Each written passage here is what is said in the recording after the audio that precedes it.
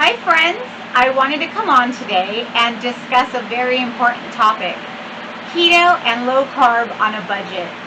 With so many things going on in these uncertain times recently, and also with just people on a very tight budget, whether this has affected them or not, there are ways that you can continue to remain keto low carb on a budget. The easiest way for me is to explain with some props. I have some of my actual products from my kitchen that I've brought to share with you today. You can actually shop at any of the supermarkets. You don't have to go to the big name box stores like Costco and Sam's Club to save money. You can actually buy from your local grocery and buy their name brands. So don't go for the green beans that are a name brand, but maybe go for the store brand green beans and go frozen. A lot of people ask me how I've stayed with my budget and keto and not being affected, and I always try and emphasize that frozen vegetables are the key for us in our home, and that is because we are not always hungry, and being that we're not always hungry, we don't always eat the fresh vegetables in time, so we end up wasting money because we've had to throw out vegetables. And I just don't agree with that, especially if you're on a budget. You want to try and save as much as you can and use the money for quality items like meats as much as possible. So for myself, some of my go-to foods are hard-boiled eggs, bacon, cheese sticks like the string cheese. They have so many different varieties of string cheese these days. I brought a couple of them for you to see. This one is Savvy Snacks. It's sharp cheddar, no carbs. So this is something that I would grab in my refrigerator, just take one stick with me to work with maybe 2 hard-boiled eggs and a few pieces of bacon. On Sundays, I always bake 2 pounds of bacon, and the bacon that we buy is the generic bacon. It does not matter that the label may say sugars, because by the time you bake that in the oven, all of those sugars get cooked down, so it's not a big deal. Even the best doctors will tell you that if you are following low carb, you do not have to worry about nitrates or sugars in foods like bacon. So this is the branded bacon that I buy. I shop at a local Winco. I'm not sure if there is a Winco in your area, but if not, just go to any local market and get their least expensive bacon. You don't have to go for a name brand or anything like high range so it says no sugar on it. You don't have to worry about that. So go cheap. Buy as much as you can. I always buy at least 4 or 6 packs at a time, because this is 12 ounces. So I don't actually do 2 full pounds. I do 2 of these a week. And then what I do is I just put them on a cookie sheet with some parchment paper, line them out, and then I season ours. I like the chili lime seasoning or red chili flakes. I just sprinkle on top, and it gives great flavor to the bacon. And then I just set them out on paper towels when it's done, get the grease out, and save the bacon grease so you can cook with it later. I'm telling you, bacon grease is awesome. So that's a couple of my tips, is hard-boiled eggs and the bacon. Always want to do string cheese. This is the Mozzarella string cheese. It's just the generic brand in the market. I think we get 50 for, I believe $4.50 or $4.95, something like that. But it's under $5, and it's for a lot of them. The green beans that I buy, again, this is my frozen bag, and this is from Winco. I also get all of our cauliflower that way, and our broccoli. I'm trying to show you as easy as I can. Again, you don't have to shop at a Winco to save money. You can go to any of your local markets, but try and look for your market brand frozen vegetables, your market brand anything really. So for instance, we go for The Normandy vegetables, that's a blend of broccoli, cauliflower, carrots, yellow squash, and zucchini. I always remove the carrots while I'm cooking because carrots are a higher carb vegetable and I choose not to eat carrots. You can on occasion if you'd like. I just make sure that you are counting in those carbs because they do matter. Whenever you can and you find bell peppers on special, let's see what I have in here. So I have some orange bell peppers that we just received, and we got some in abundance because they were low cost. So I bought a few of them and then I diced them up. So I only kept like 4 whole, and then the rest of them that we got, we went ahead and diced them, and I put them in a Ziploc baggie just like this, diced up, and we'll keep these in the freezer. They'll last a long time, and they are available at my disposal whenever I feel like sauteing some bell peppers into a recipe. So things like that can keep you really good with your budget. Things like pork rinds. These are the Max pork skins, and these are a great brand actually. This one is less than a carb for a serving, and a ½ ounce is a serving, which is kind of a lot for a pork rind since they don't weigh a lot. These are great with avocado. Smash up that avocado, even if you don't make a traditional guacamole or anything like that. I just put salt, garlic pepper, and lime in my avocado. I smash it really well, and that's all I do with my avocado. It's a fabulous good fat for you.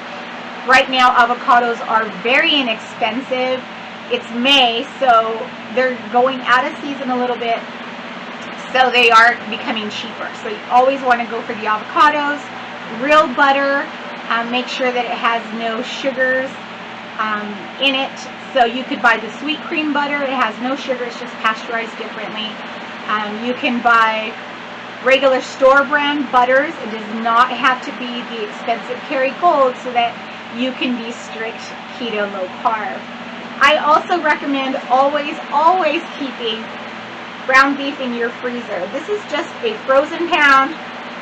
It is 80-20, and that's perfect because it has 20% fat in it. So that's great. You want to stick with fattier meats while doing a ketogenic diet and also low carb. The fattier meats, the better. I like using the hamburger meat for stews. I put it with diced zucchinis, with tomato, the diced tomatoes and green chili can. Just pour that into a pot, cook some ground beef in a separate pot, pour it together, throw in some diced radish and zucchinis. It's a fabulous meal. It's very hearty. You could put some cheese on top and just eat it. It's so good, especially in warmer weather. It's really good. Cooler weather. This is a jicama. If you don't know what this is, it is a fruit. However, it's very low carb. And what I do with it is it's very difficult actually for me to peel, so my husband's kind enough to do it for me. He peels it for me, and we dice it up like French fries, the size of French fries. And we'll keep them either in a Ziploc bag in the refrigerator with a little bit of water in it just to keep them fresh, or we will bake them as a French fry substitute. We've even diced them, so it could be in chorizo and eggs with diced baked potatoes. It's jicama. It doesn't really have a specific flavor, so it really does go a long way with any flavorings that you put in it. So if you decide to make them on their own just as a snack, a side dish, what have you, you can sprinkle chili powder and lime on it, and it's really good. They're really fabulous icy cold. It's a really good side dish. I use them if I want to skip a lunch. I'll just take a few sticks of this and maybe a piece of cheese and a hard-boiled egg. I know it sounds weird, but it's actually good, and it's good for you. So that's another thing. And these are like literally, I bought these yesterday, and I believe they were 69 cents a pound, and this is 2 pounds. So they're very inexpensive, and they last a long time. They actually preserve in the refrigerator as long as you have them in a Ziploc baggie with a little bit of water. So keep that in mind if you're going to wait a while before eating them. Let's see, what else do I have in here? Oh, I also save money by buying boneless, skinless chicken breasts. So this is a bag that we typically buy at our Woodco. The chicken breasts, of course, are 0 carb, and they're a good sized breast so that you can dice them, you can bake them, you can broil them, you can make them any which way you'd like. Always just make sure that you're adding the good fat to your meal, because skinless, boneless chicken is not very fatty, so you're not getting the benefit of the fatty meat, but you want to make sure to make up for that in something else that you're eating on that meal. So these are ways that I keep our costs down by not buying the fresh vegetables that may go bad.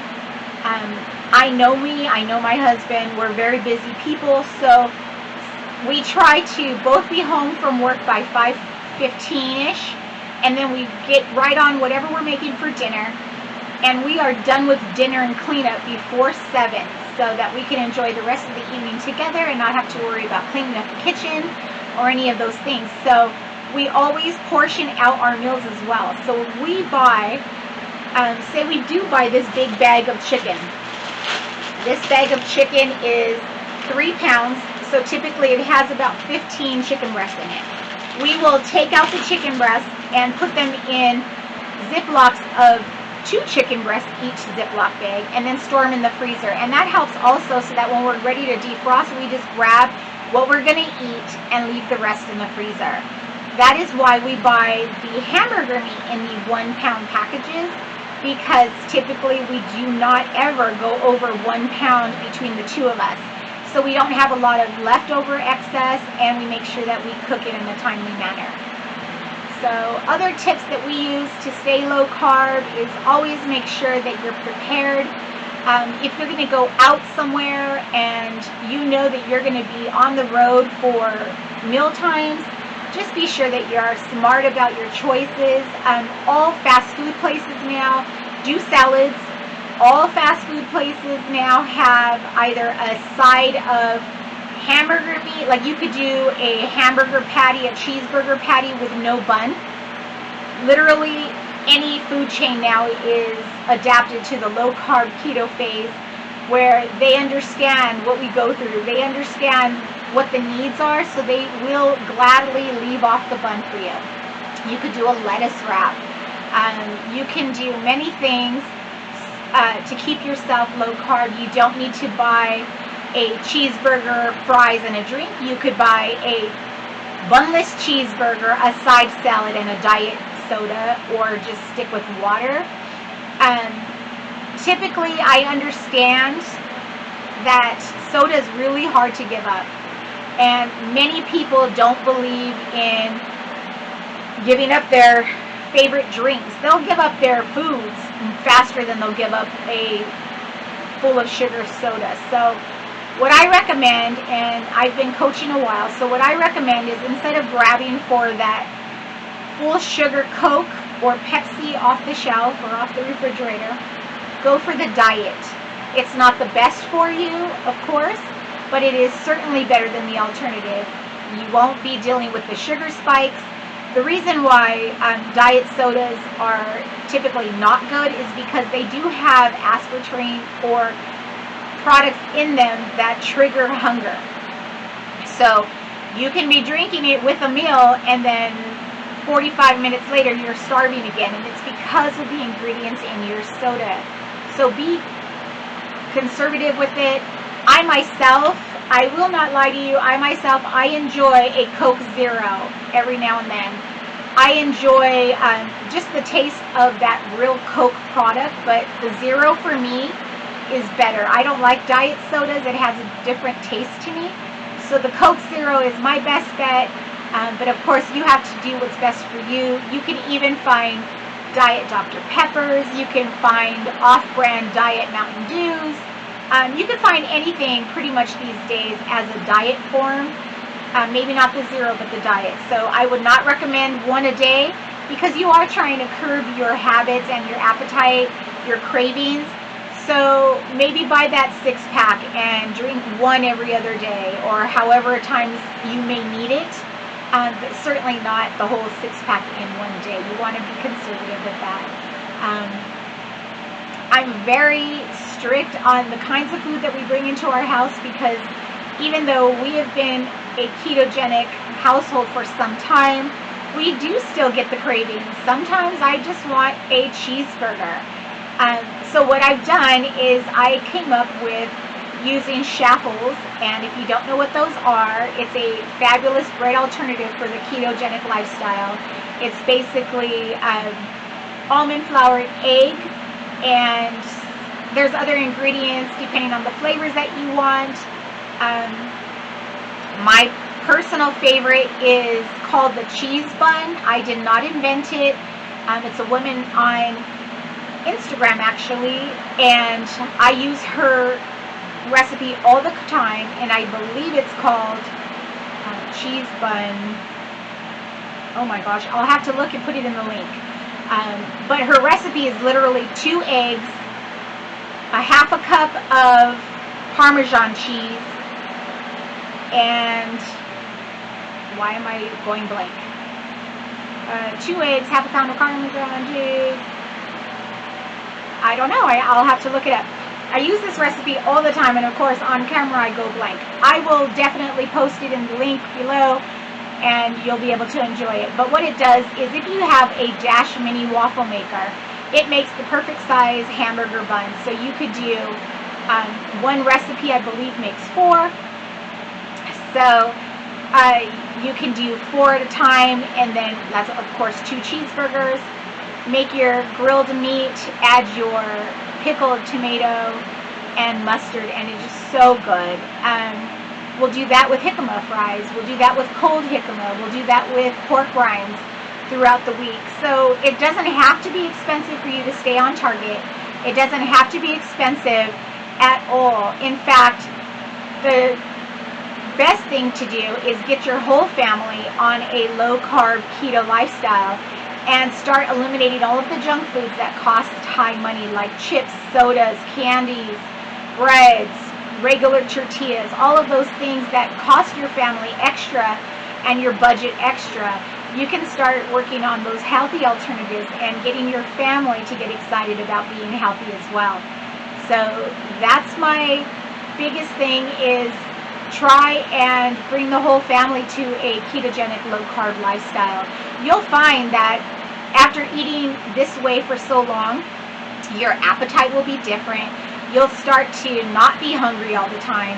You'll realize that you'll begin having like 2 or 1 meal a day without even realizing it, because you're just not hungry. The amount of energy that the ketogenic lifestyle provides for you, without all of that heavy grain and the junk foods that you used to be used to, your body will just transform. You'll start to really see the inches fall off. So I know this is about budget, but another great tip real quick is make sure that you're not focusing just solely on a weight scale. Make sure that you're also measuring your body, because the inches fall off faster than the pounds do. Especially if you're working out during this time, or you find like maybe a few of your girlfriends or a few of your buddies decided that you're going to do an after-work sporting type thing like basketball, or going for hikes, or maybe just going to the local high school and running the track or what have you. All of those things can build muscle. So while you're losing weight and building muscle, the scale number is not going to change so greatly in your favor. So you always want to make sure that you are also measuring yourself, because I'm telling you, the measurements will melt and you will just be astonished at how small your body is transforming, how